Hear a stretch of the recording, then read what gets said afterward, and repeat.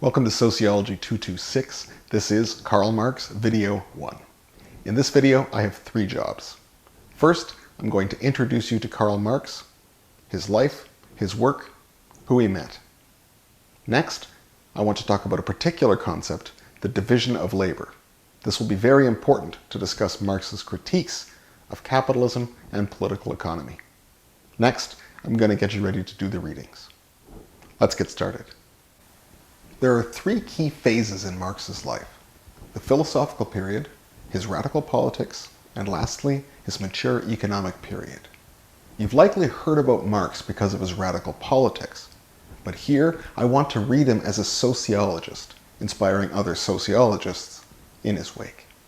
When we read Marx as a sociologist, we look at 3 key things.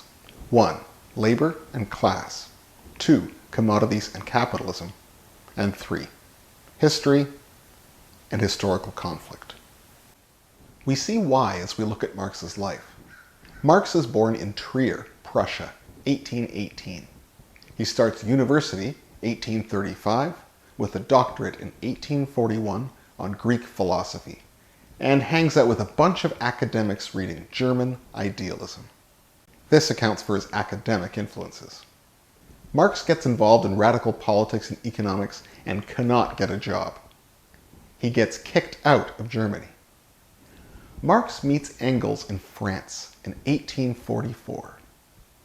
They write the Communist Manifesto in 1847, immediately preceding the numerous 1848 revolutions throughout Europe. Remember, Marx is always trying to combine philosophical analysis with the economic and political situation around him.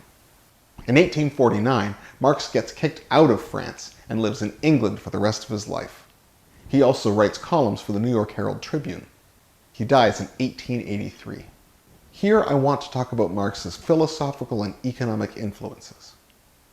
You don't need to get every detail of this down, but I want to show you how he formed his thought, which will come through in the readings. Don't forget, Marx and Marxist sociologists care about class, commodities, and change.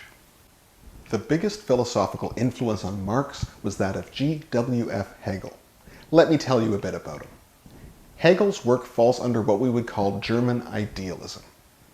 Hegel understands historical change as a process where spirit or mind continually looks outside of itself, finds recognition from outside, and then advances to a higher stage of development. Let's just say, as history progresses, things become more and more reasonable. To understand Marx's thought, we can focus on 3 attributes of Hegel's thought: idealism, history, and conflict. First, Hegel is an idealist. That is, he thinks that consciousness is the prime mover of history. Think about the history of scientific thought.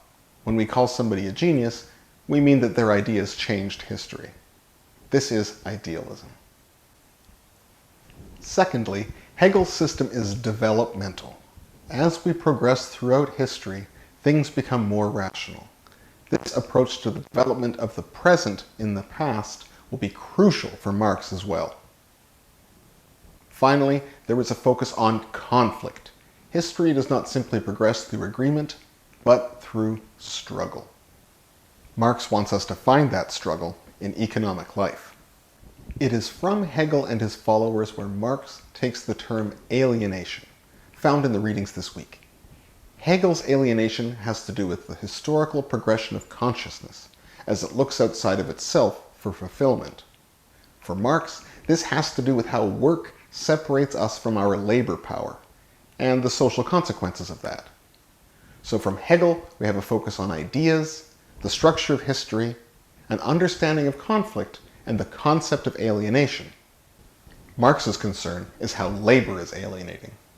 As Marx is writing, the economy is rapidly changing. He wants a theory of society that accounts for this, but he uses some ancient philosophy to do so. Marx wrote his dissertation on ancient Greek philosophy, and this is where he takes his materialist opposition to the idealist Hegelian system. It isn't ideas that change history, it is the way that we work and live and eat. Material life. For this, Marx will look to the Greeks. Two influences are primary. The first is Aristotle.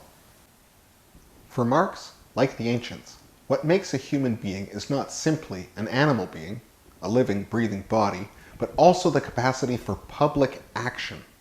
This is the attribute that sets human beings apart from other animals. We are zoon politikon, a political animal.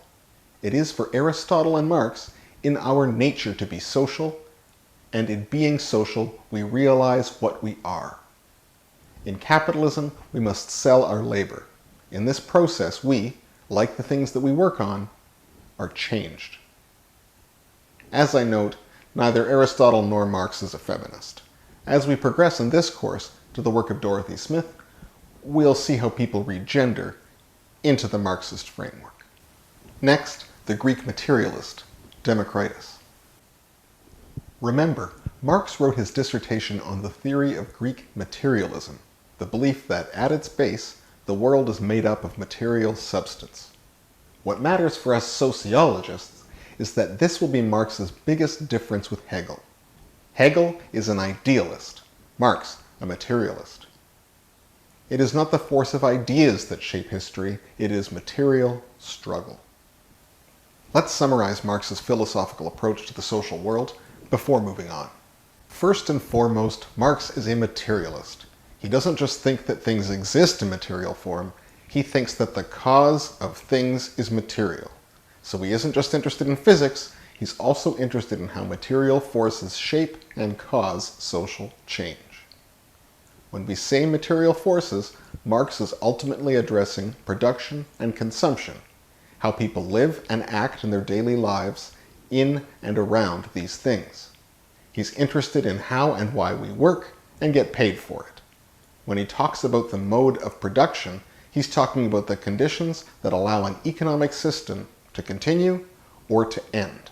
So when you hear materialist, think about the economy and work. Secondly, social. Following Aristotle, Marx says that we are fundamentally a political animal, and we realize our nature as we participate in collective life. This is one of the ways in which Marx is a sociological forefather, in focusing on the ways that our collective life produces individuals. Finally, historical. Marx is a fundamentally historical thinker, since he focuses on the material forces that shape collective life. His is not a history of consciousness, about the different ways we think. It is a history of production and consumption, of the various ways that we eat and work and act within our historical position.